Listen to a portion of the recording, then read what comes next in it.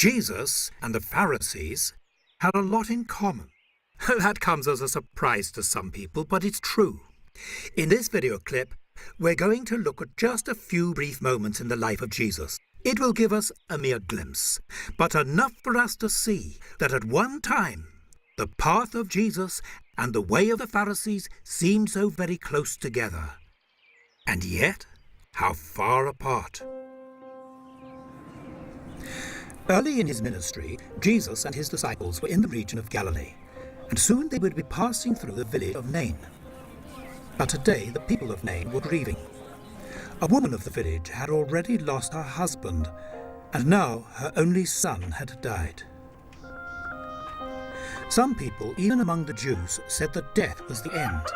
But one religious group, known as the Pharisees, had a strong belief that life did not end at death, and that at the end of this age there would be a resurrection.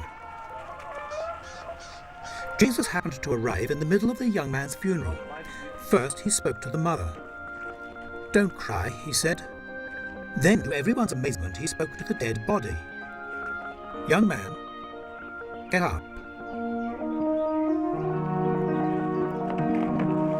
There would be no need for a burial today. A word from Jesus had changed everything. "A great prophet has risen among us," they said. "God has visited his people." Jesus had proved the Pharisees right. There must be life after death and the possibility of resurrection. On this subject, Jesus and the Pharisees were on the same side. For many centuries, the traditional religion of the Jews had been centered on the temple in Jerusalem. It was here sacrifices of animals were made for the sins of the people. The path to forgiveness from God was through the temple offerings. The men who were in charge of all this were the priests, but the priesthood had become corrupt and controlled by a few aristocratic families. By exploiting the temple offerings, they became rich, and by cooperating with the Romans, they became powerful. The Pharisees reacted against this. They still went to the temple and its sacrifices, but the focus of their lives was on the synagogue, on daily prayer and the study of the Holy Scriptures, the law and the prophets.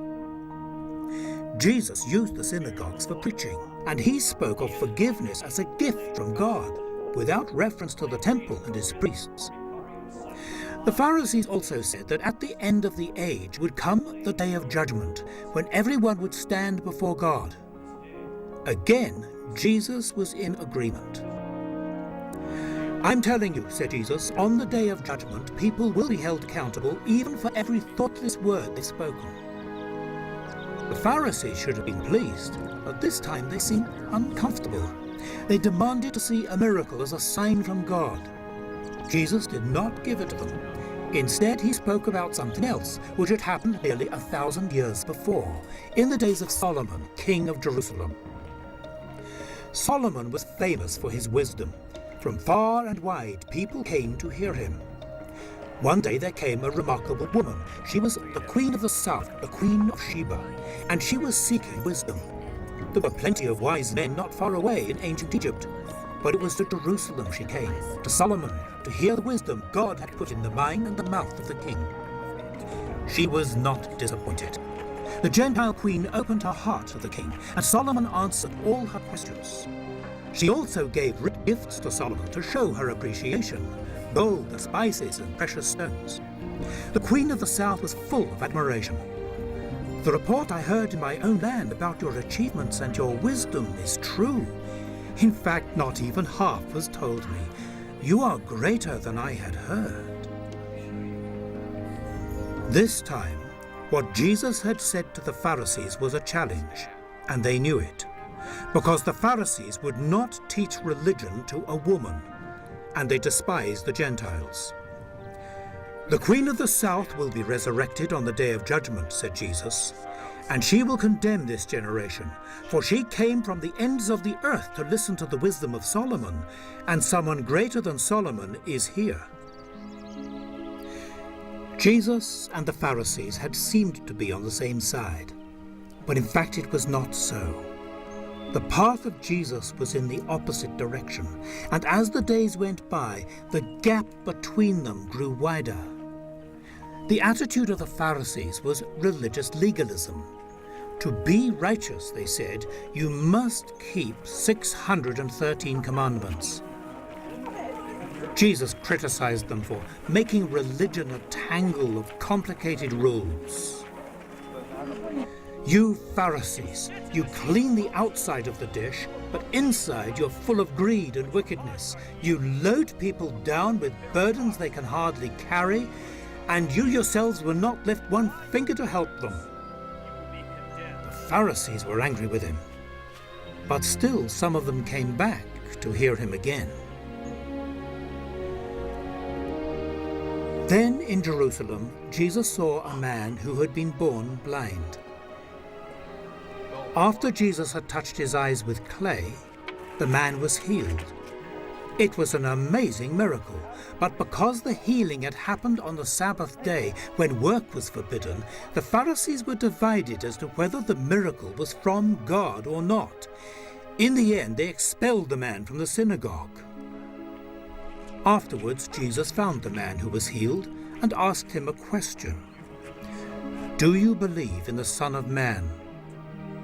Who is he, Lord? Tell me so I may believe in him. You have seen him, said Jesus. He is the one talking with you. Lord, I do believe. Jesus went on, It is for judgment I have come into this world, so that those who are blind may see, and that those who see may become blind. Some of the Pharisees thought this was an insult. Are you talking about us? Are we blind too? If you were blind, said Jesus, you would not be sinning. But you say we can see, therefore your sin remains. The rift between Jesus and the Pharisees was beyond repair. The Pharisees and the priests got together and decided the voice of Jesus must be silenced once and for all. The Pharisees and the priests. It was an unlikely alliance, but it seemed to work. Jesus was arrested and condemned.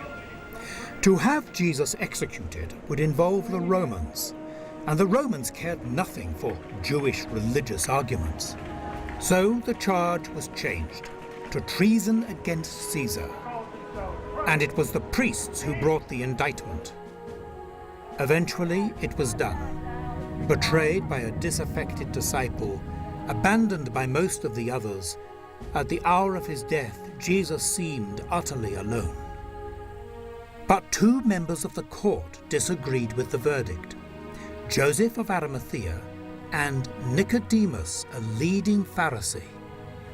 Now it was these two men who came forward, braving public shame before their colleagues, to take the body of Jesus and bury it with respect and honor in a tomb. Even the tomb itself was donated by Joseph.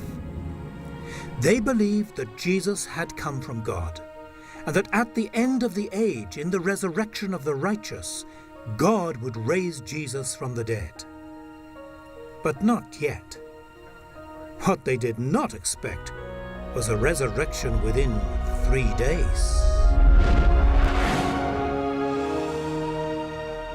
It's easy for us to condemn the Pharisees and say they were religious hypocrites. We sometimes forget that if we point a finger at someone else, there are 3 fingers pointing back at us.